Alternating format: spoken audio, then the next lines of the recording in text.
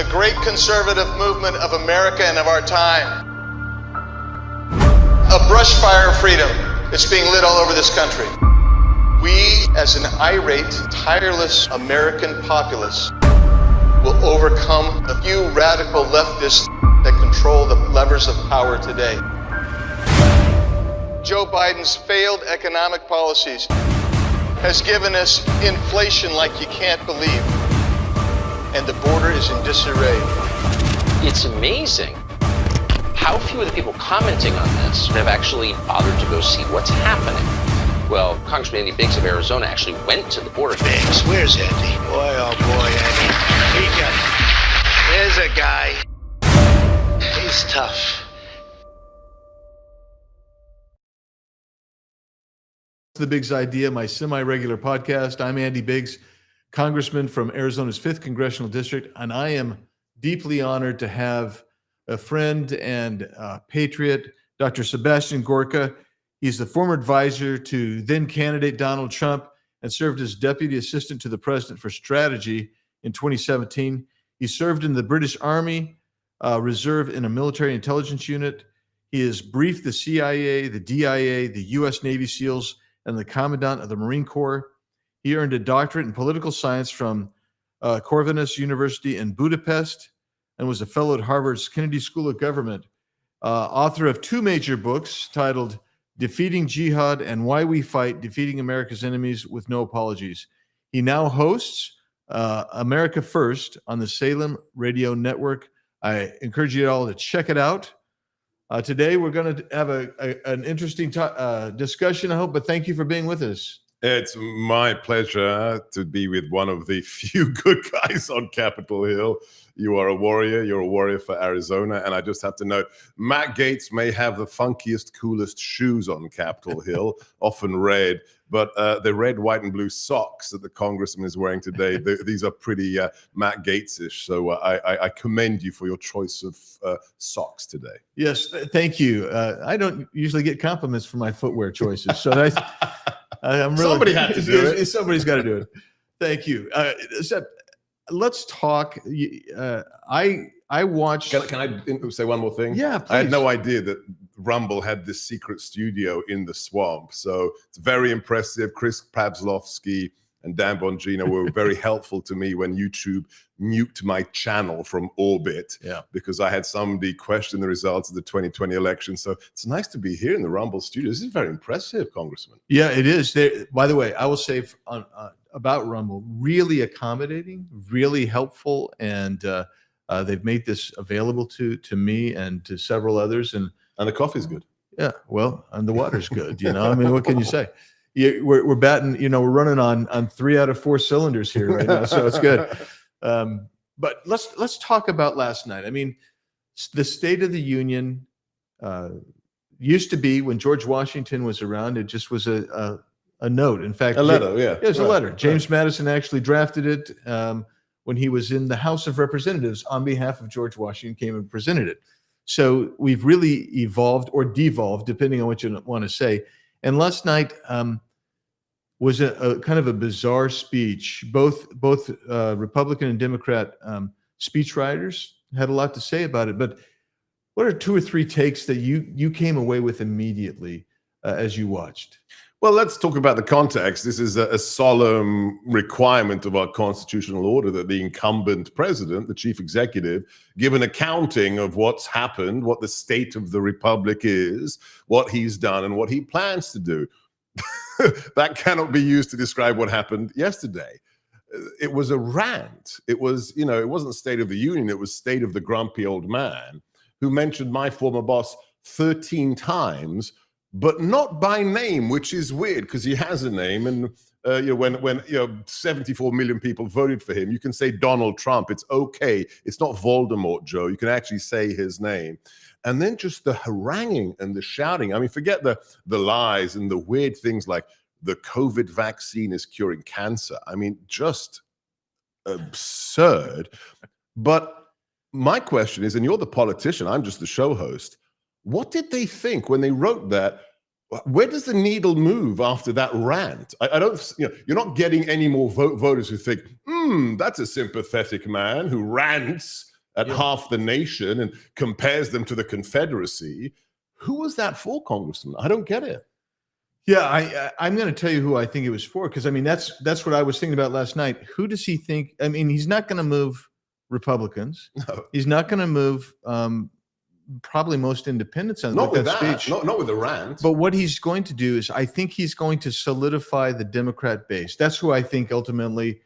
Maybe that's, and I think he was concerned about. Why do I think he was concerned about that? Because polling continues to show him dropping with approval ratings, number one. And number two, on the seminal issue of our day, which in most other times would be inflation in the economy, it is border. And 85% of Americans say he has utterly failed on the border. And so I think he's trying to do that. And that's why I believe he was goading Republicans, and he says, read the Senate bill, send that to me. I need authority, blah, blah, blah. You know what? I did read the bill. Section 3303, that's where I would refer people to if you want to see the codification of about anywhere from 1.5 to 2 million people a year coming in illegally, being given papers to work and live and being dispersed throughout the country. I thought it was bizarre for him to engage. I don't know who was heckling. I know there was a Gold Star father who was yelling. Yeah, arrested. So okay. So a ranting speech, political speech.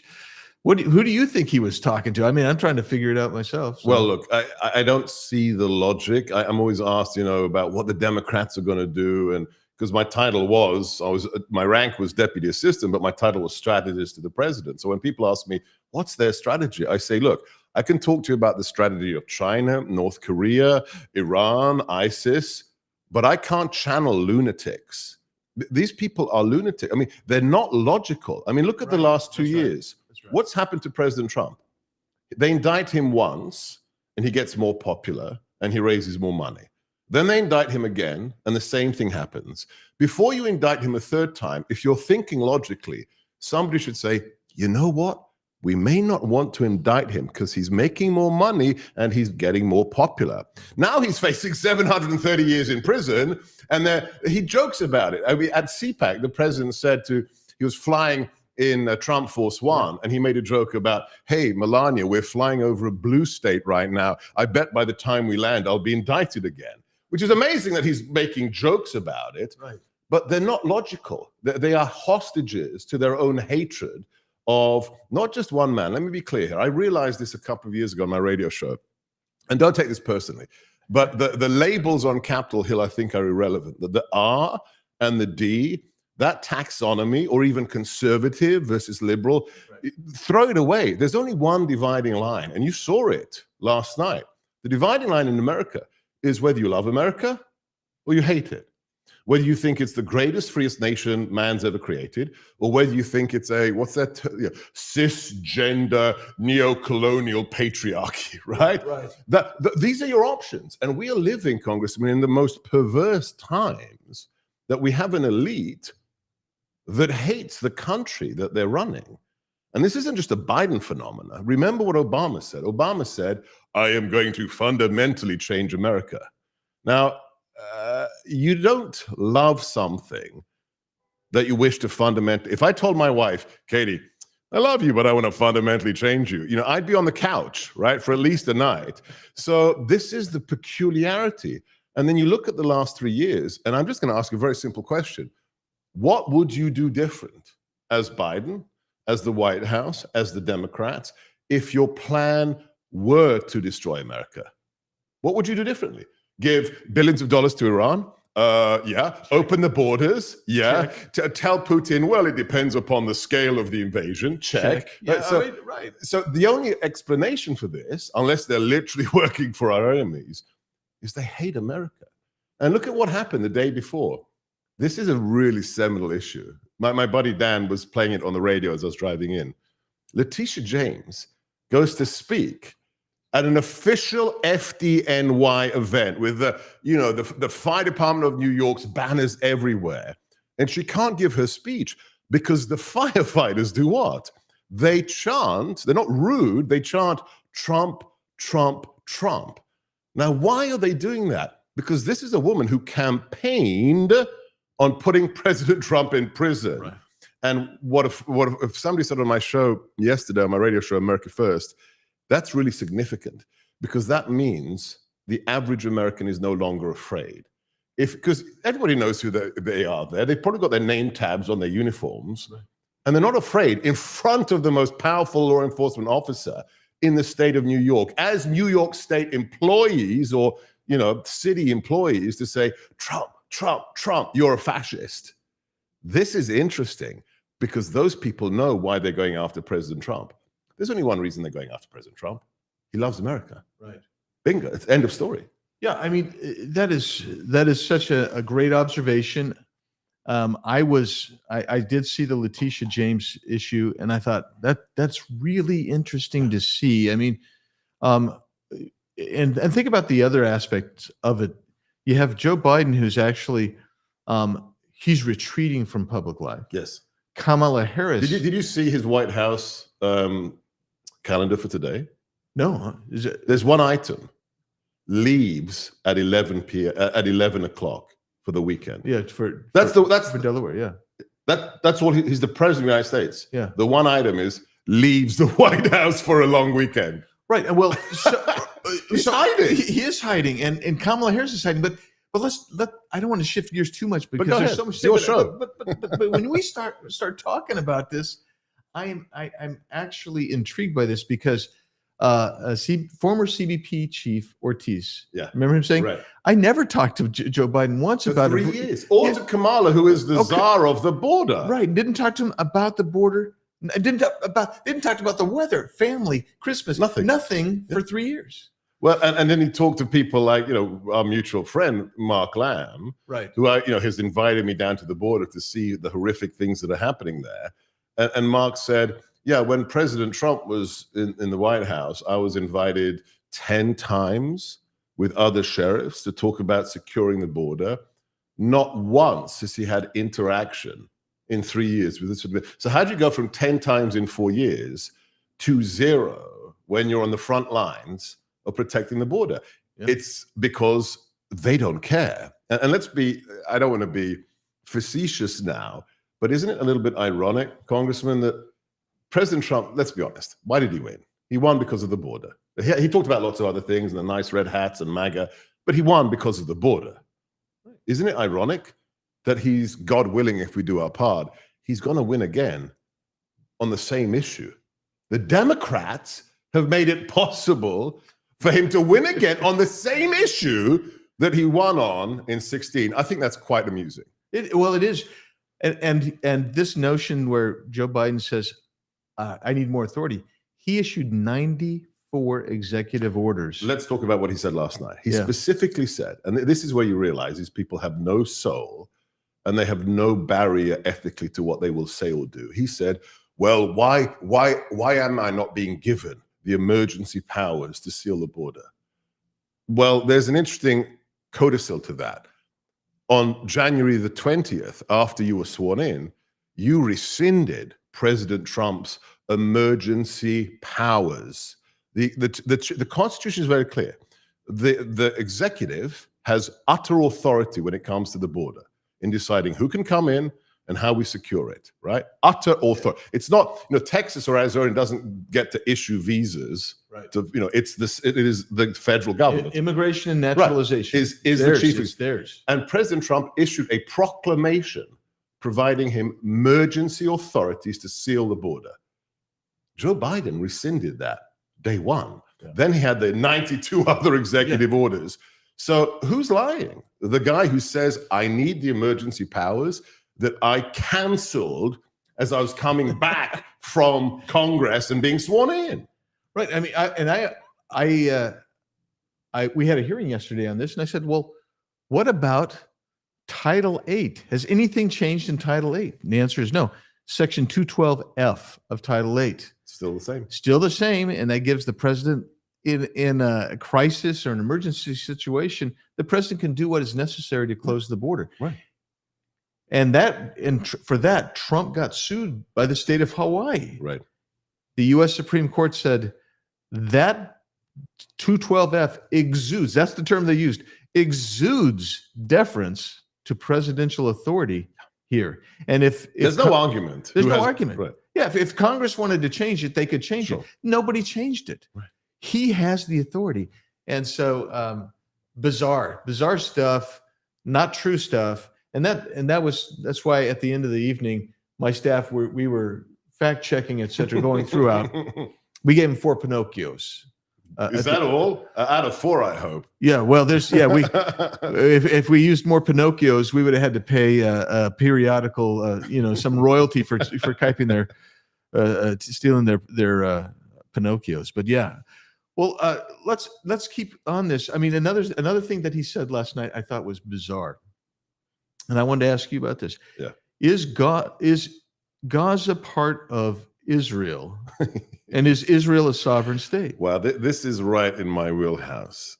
It's just, how does a grown-up, I mean, of course, Jake Sullivan doesn't look very grown-up to begin with. The idea that this person is our national security advisor, it's just mind-boggling. And then you add, Lloyd Austin, who thinks that, the chain of command for going to war is kind of a personal issue and he can disappear for a few weeks. Yeah, by the way, there's another one that says he's in all these problems. He says, I don't talk to the president every day. I go days, sometimes weeks without talking to the president. Unbelievable. Yeah. Sorry. I didn't derail you. You look at these people and you think, so these are the people in charge of the greatest military force in the world.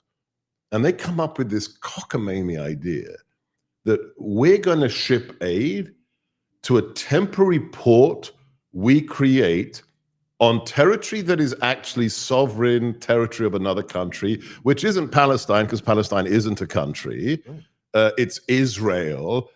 Is Joe Biden declaring war on our most important partner in the Middle East? And then you think, and what do they think is going to be fixed? I mean, the video from this week when Hamas were running people over at the aid point so they could steal the aid for the terror cells, and you're thinking, so you're going to give more stuff to the bad guys, and then the parachuting.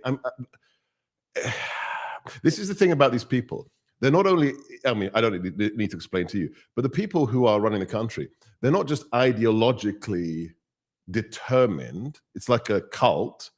They're also cretins. I mean, they're really stupid. Yeah. I mean, when as a president you say, well, the future of Ukraine depends upon how big, what kind of military operation. Our response will depend upon how big the invasion is. Well, what does Putin think?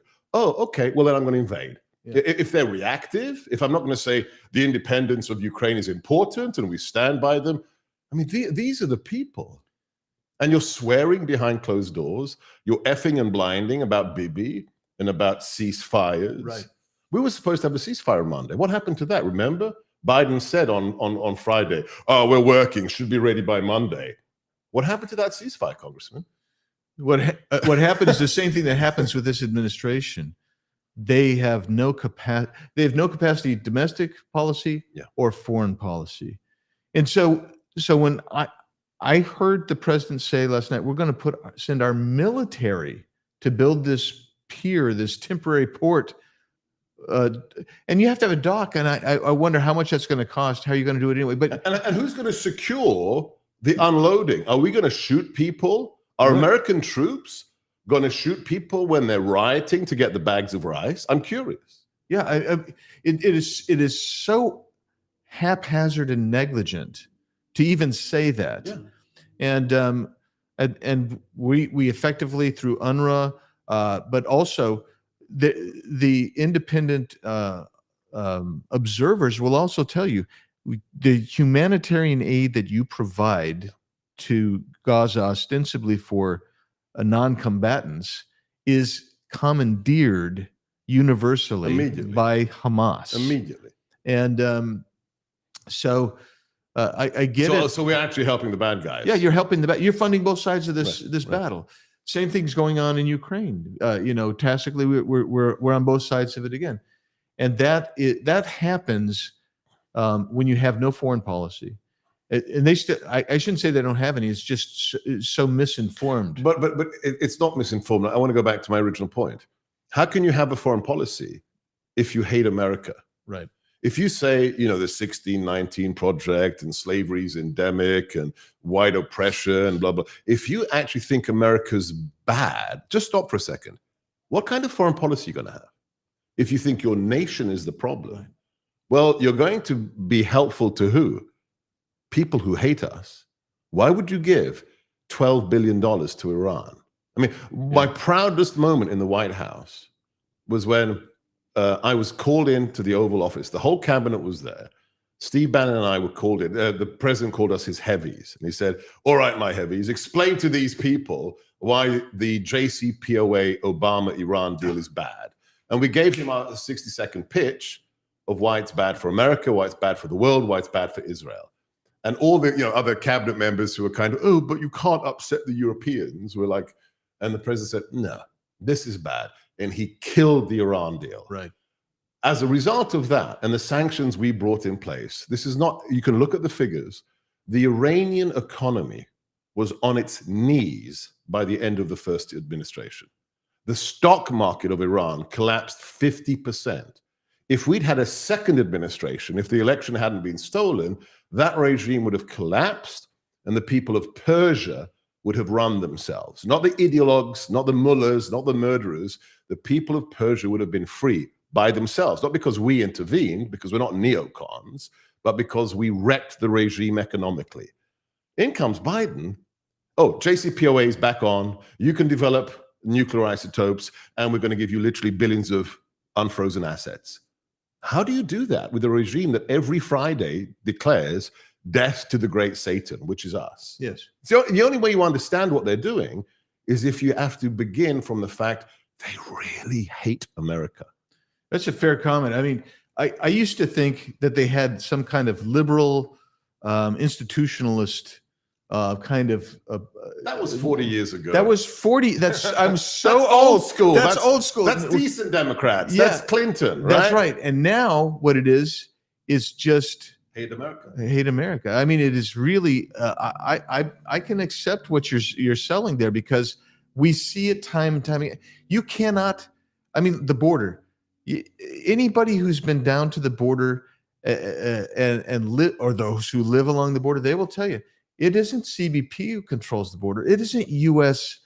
government, federal officials. It's the narco-terrorist cartels, the human traffickers, the sex traffickers, the drug traffickers. Let me just fixate on this for a second, because this again illustrates what's happened to the Democrat Party. The Democrat Party today is a radical anti-American institution.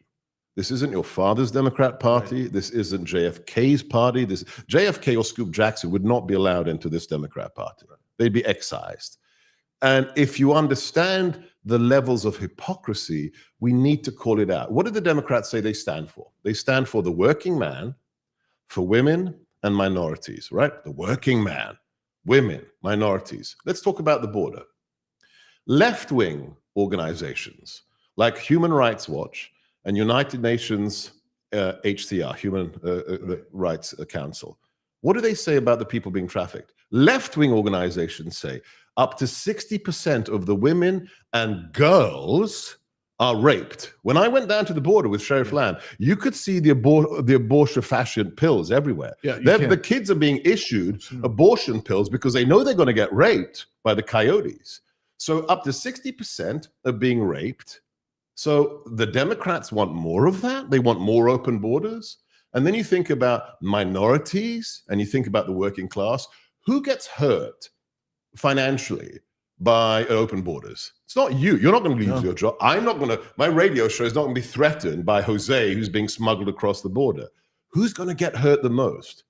The legal immigrant who came, waited, paid his money, got in line, took the test, got the bottom rung of the ladder, is bussing tables at a restaurant, and he's going to work his way up. He's going to make a family. He's going to live the American dream, but he's starting at the bottom. And along comes an illegal who says, I'll do his job. I'll do Jose's job for 50% cash under the table. Yeah. You're destroying migrant women, working class lives. That's the Democrat Party, and they have no shame. That clip of Rachel Maddow on Monday with Joy Reid, with Jen Psaki, who, by the way, was, of course, Biden's press secretary, laughing. I live in the Commonwealth of Virginia. And Jen Psaki says, it's so funny. The Virginians coming out of the primary said their number one issue was the border, but ha, ha, ha, Virginia only has a border with West Virginia. Right. Excuse me? So the 12-year-old girl who's raped in Loudoun County by a transgender illegal in a school bathroom, and the rape is covered up, and they move the illegal to another school where he rapes again. That didn't happen, or that's funny somehow. Or the 2-year-old kid who was killed by an illegal last week in a drive-by, that's amusing. These people just really have an utter contempt for the average American. That's the Democrat Party. Yeah. No, that is exactly right. I say, you see it all the time. They're willing to say anything. They're willing to do anything to, quite frankly, dismantle America and rebuild us into some kind of Marxist state. And I mean, so I got to mention this because this one really sticks in my craw. I don't know if you saw this one. I mean, because we see this. These are daily things. We hear about some high-profile attacks. Last week, an 11-year-old girl in Utah. That's not a border state. A 22-year-old Guatemalan illegal alien rapes her, and where's the outrage about that? Oh, well, look at Laken Riley. Laken Riley. I mean, I disagree with MTG on lots of things, especially the last speaker and what she did. But God bless her for forcing that pin into Biden's hand and then screaming her name when he refused to talk about this beautiful 22-year-old girl murdered by an illegal who was paroled by Biden's DHS, by Alejandro Mayorkas, I think is the most evil man in this administration. Paroled. And that's saying something, by the way. I know. I mean, absolutely. Paroled into the United States, commits multiple crimes, including endangerment of a minor in New York. Alvin Bragg's prosecutors release him onto the street, and he kills Laken Riley. And finally, when MTG, heckles Biden, and he mentions her name and uses the phrase illegal, which was interesting, well, right? They've never used that before. Now they're trying to say they're just newcomers. Right, newcomers. And then he can't even say her name properly. And he says twice, Lincoln Riley. He's senile and he doesn't care. And her death, let me be explicit, the death of Lincoln Riley is the result of the policies of this administration, and her blood is on the hands of Alejandro Mayorkas and Joe Biden. Absolutely right. I mean, I think we're kind of running out of time, but I just have to get a last little bit on the State of the Union one more time. I thought that President Biden came off. It was a campaign speech that he gave in a fashion of someone who's campaigning. He yelled nonstop, except for when he did the one just once, but the one creepy lean forward and whisper. And it was fascistic. It was like Liberty Hall. That's the right word, fascistic. I mean, I look at this and I say, we've got big tech that is trying to suppress. You mentioned YouTube. I've been kicked off from time to time. The reality is this marriage of big tech, big business to big government. Yeah. And everything he was saying last night was to expand government and interference in your life and my life and everybody's life, including the leftists who are writing hate about me right now as they watch me.